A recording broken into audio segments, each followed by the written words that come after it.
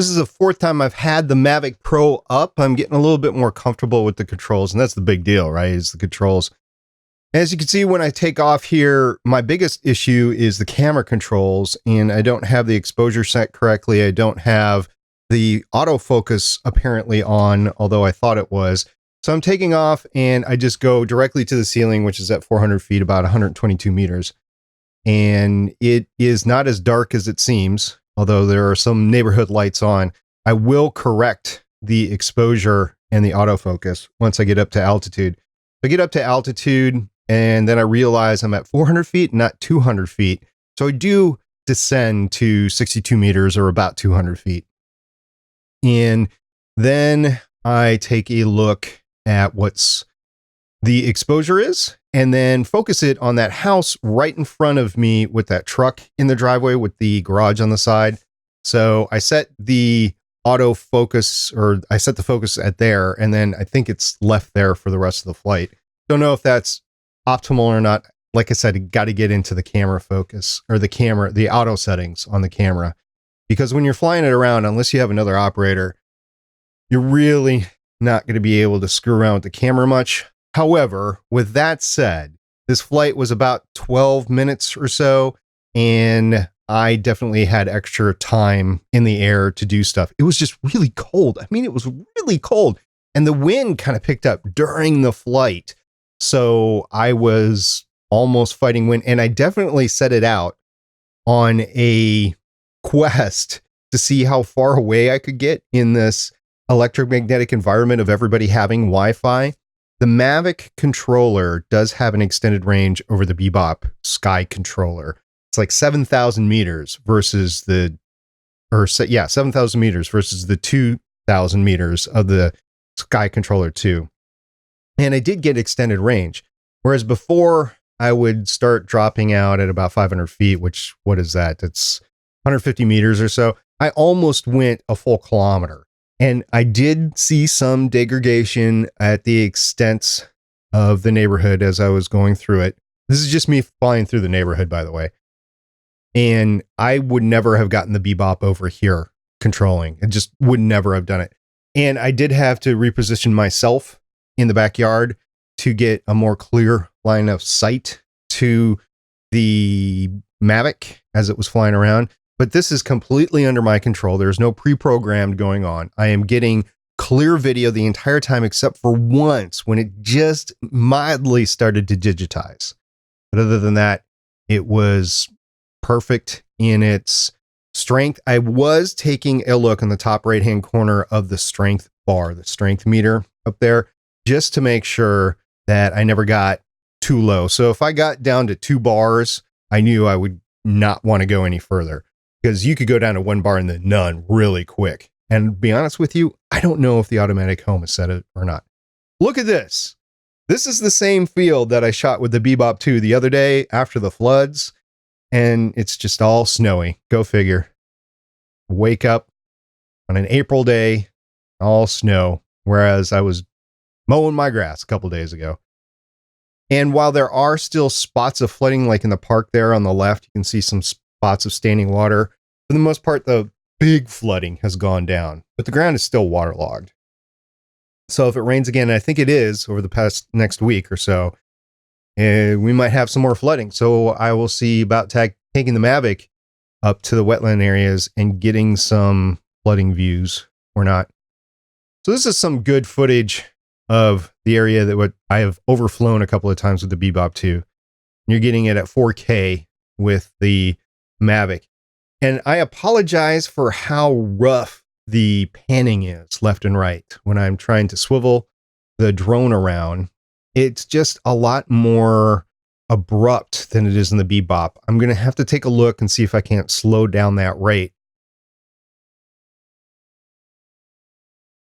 That was me stopping, and I don't remember why. I think I was taking a look at the signal and making sure I had clear signal, or maybe I was walking around the backyard trying to get a more direct shot, line of sight, direct shot.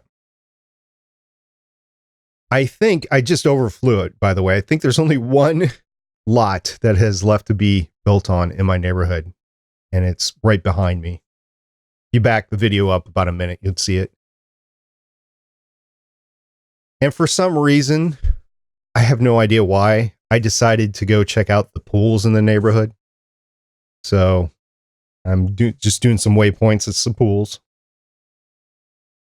And then as I get to the corner of the neighborhood up ahead, I do go a little bit further to try to get a little bit more view of that same wetlands area that we have seen with the Bebop 2. So even at 4K, I'm noticing some degradation of the video quality. I mean, it's not as crisp as I would want it. So maybe I've got to go down to 150 feet, which I think is 45 meters or so. And I feel comfortable doing that around my neighborhood because, as you can see, there's nothing to bump into. But I don't think I'd want to go over the wetlands at 150 meters because there's those big power lines there. Although I like this shot because this is the first time I've seen all those trails, and they look like legitimate walking trails out of the back of people's yards. I do know that there is one trail that runs out of the neighborhood in between two homes, and it is a legitimate access back. Yeah, that's the same overflight area from the other day. And again, I am actually controlling it this entire time. I would have never have gotten this far with the Bebop 2 and the Sky Controller. So that's a pan of the other neighborhood. And honestly, I got a little lost here. Didn't know where I was until I panned back here. I was like, oh, okay. That's where the neighborhoods are separate from each other. I thought I'd check out the pool coming up. Just panning back to catch this particular pool. See the patio around it, how they have decorated and stuff like that. And I was running late.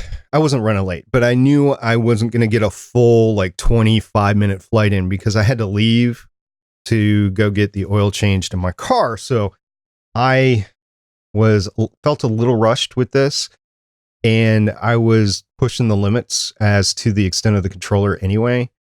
But again, I think my camera controls were way too abrupt. And I got confused a couple of times with the controls, and instead of going forward, I went up. So forward is with the right controller, up is with the left controller. And I was hitting up with the left controller thinking I was going forward. So I was confusing myself a little bit, which isn't really good, but that hasn't happened to me so much. This is a really cool decorated pool. And again, I'm struggling with the tilt controls. I'm sorry. Trying to make it smooth. The great thing about the tilt with the camera and the Mavic 4 is you can literally look straight down and back just a little bit. So you can hover directly over something. And my daughter's very interested in that technology because her friend who's graduating in about a month or so, when she did her senior pictures, she did so with a photographer that had a drone. I suspect it's like a Phantom 4 Pro drone, but I have the same still capability with the camera on this drone. So we could get some pretty cool shots from right on top.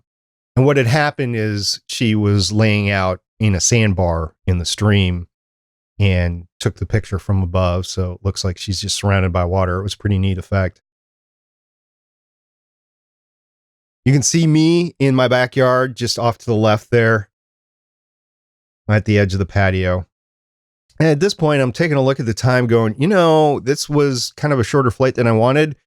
I'm going to go across the street and take a look at the condo and see what the extent of the range is that direction. Because this direction, I've had some range issues with the Sky Controller too.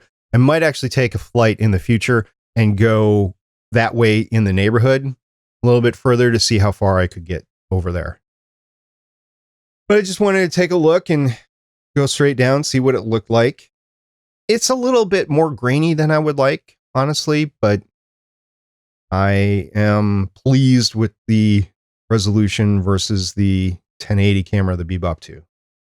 I did get a couple of high wind warnings, and for the controller to give me a high wind warning and for it to be as stable as it is a testament to how this thing was built, how it can handle the wind, and how the camera is isolated from the rest of the aircraft. So the camera is a 3-axis stabilization gimbal, and it's doing really well.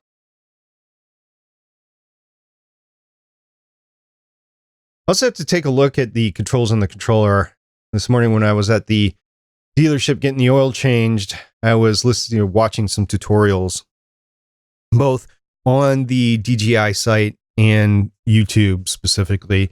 And I got to get to know the controller just a little bit more and see what all the buttons do and what I can program them to do, because there's 3 buttons you can program to. But for the most part, I'm fairly confident of the rest of the buttons. And this is me manual landing this time. I got the drone down to about a meter and a half, or about 5-6 feet. And then I executed the landing sequence. But besides that, I am bringing the drone in. I am excited to learn about the 2-controller capability on this thing, because if I got another controller, or if I got another DJI Mavic, we could have 2 controllers. And I could fly the drone, or somebody else could fly the drone, and I could operate the camera. I think that would be awesome. There's me waving. Bringing it down. You can see my tracks as I was walking around the backyard off to the left. And then I did walk in the middle of the backyard too. Once again, the exposure goes dark. I wish I would have it on auto exposure. I also see it's tilted a little bit, and I think it's tilted because I've got the camera panned one direction. It's not looking straight ahead. And I think I fixed that coming in on landing. But that's something to note, that when it swivels back and forth, you can get that tilt. And then it's less tilted there. Still tilted, but less tilted. And I backed up to get plenty of room to land in between me and the table. Didn't want to clip a rotor coming down on the table. Here we go, coming down. It's actually a 2-step landing process. You have to click landing and then swipe. And then I hit something, and then I had to re-swipe to bring it down. There we go. There's the flight from this morning. Let me know if you have any questions.